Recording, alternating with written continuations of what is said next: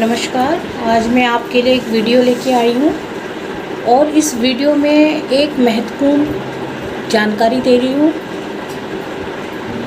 मशहूर पर्यावरणविद सुंदरलाल बहुगुणा जी अब इस दुनिया में नहीं रहे और 21 मई 2021 को जो है उनका निधन हो गया और वो कोरोना से संक्रमित हो गए। कोविड-19 हो गया उनको और उनकी जो निधन हुआ वो 94 वर्ष की आयु में हुआ। बड़े ही दुख के साथ मैं ये कहना चाहती हूँ कि उनके जैसा समाज सेवी और दूसरों के लिए कार्य करने वाला मनुष्य इस संसार से जब चले जाते हैं तो निश्चय ही ये बहुत दुख की बात होती है।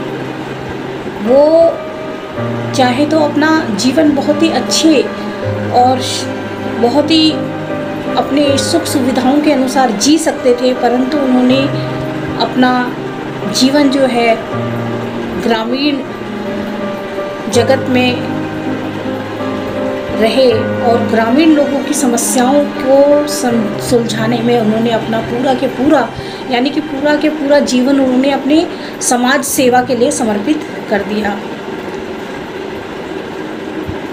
जिस पर्यावरण को लोग कोई खास ज़्यादा महत्व नहीं देते, पर्यावरण जो कि मिट्टी, हवा और पानी से पूरा के पूरा हमारे चारों ओर का जो वातावरण है वो पर्यावरण कहलाता है। उसमें मनुष्य भी आ जाते हैं हम, और पेड़ पौधे और आकाश, सूर्य, चंद्रमा, पूरा के पूरा संसार, पूरा के पूरा ब्रह्मांड, पूरे के पूरे प्रकृति उसके अंदर आ जाती है।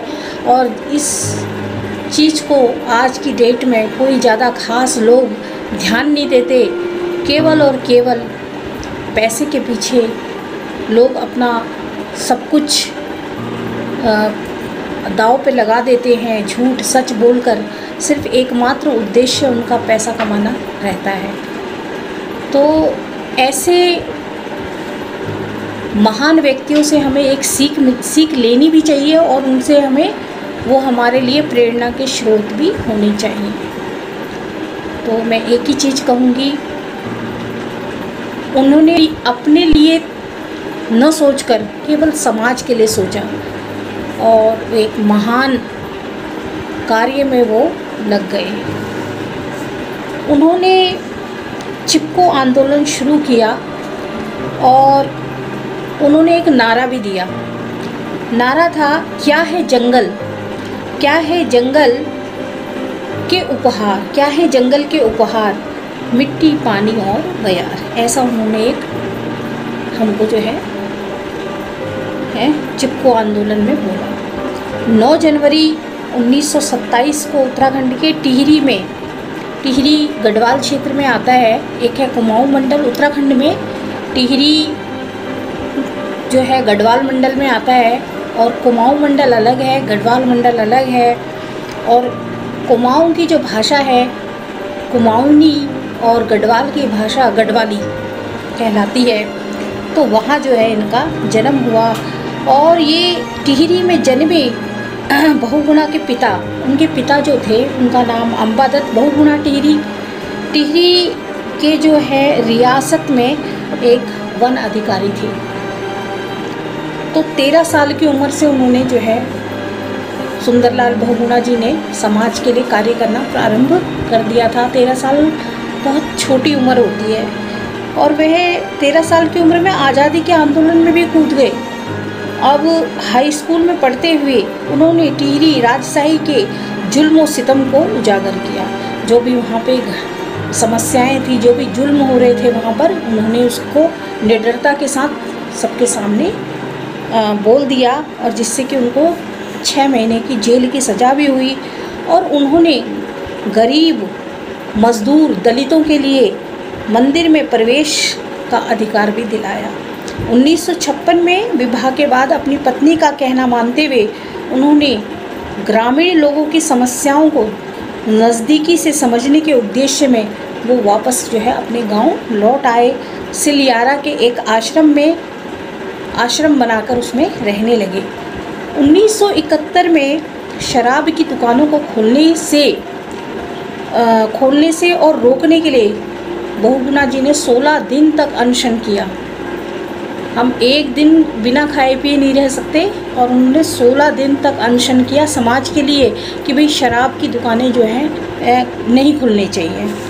और विनोबा भावे जी से उन्होंने प्रेरणा ली। हमारे जीवन में जब हम किसी भी क्षेत्र में हों, लेकिन हमारा कोई ना कोई एक रोल मॉडल, एक आइडियल ज़रूर होता है हमारी ज़िंदगी में, और हम उसे जब भी दुखी परेशान हो जाते हैं तो हम क्या करते हैं, उनकी ओर हम देखते हैं, है ना। तो विनोबा भावे जी जो हैं सुंदरलाल बहुगुणा जी के एक आदर्श और प्रेरणा थे। उन्होंने 1960 में पूरे उत्तराखंड की 5000 किलोमीटर की यात्रा भी की, और 1970 के दशक में इलाहाबाद की स्पोर्ट्स कंपनी को खेल सामग्री के निर्माण के लिए भारी तादाद में अंगू के पेड़ों को काटने का ठेका देकर लोग गुस्से में थे। जब अंगू के पेड़ का काटने का ठेका जो है दे दिया, तो उससे क्या हुआ, काफ़ी लोग जो है गुस्से में थे। और ग्राम रेणी लता में पेड़ काटने के विरोध में गौरा देवी के नेतृत्व में महिलाओं ने पेड़ों से लिपटकर विरोध भी किया, जिससे वहाँ काटन जो है रुक गया, पेड़ को काटना जो है रुक गया। महिलाओं के इस आंदोलन को बहुगुणा ने बहुत भरपूर समर्थन दिया और पूरे उत्तराखंड में इसे फैलाया, और बहुगुणा ने कई देशों की यात्रा कर चिपको आंदोलन के 107 देशों तक फैलाया। वे वृक्ष मित्र के नाम से प्रसिद्ध हुए। बच्चों, जब ये प्रकृति है तो ही हम हैं, हमारा अस्तित्व है। प्रकृति में ये सब चीज़ें आ जाती हैं, हमारे आसपास का वातावरण है ना, पेड़ पौधे, पशु पक्षी, ये पूरा के पूरे जो है हमारा पर्यावरण आ जाता है। और इसमें सभी चीज़ें जैविक और अजैविक सभी चीज़ें आ जाती हैं, और इसी की रक्षा करना हमारा जो है परम कर्तव्य होना चाहिए।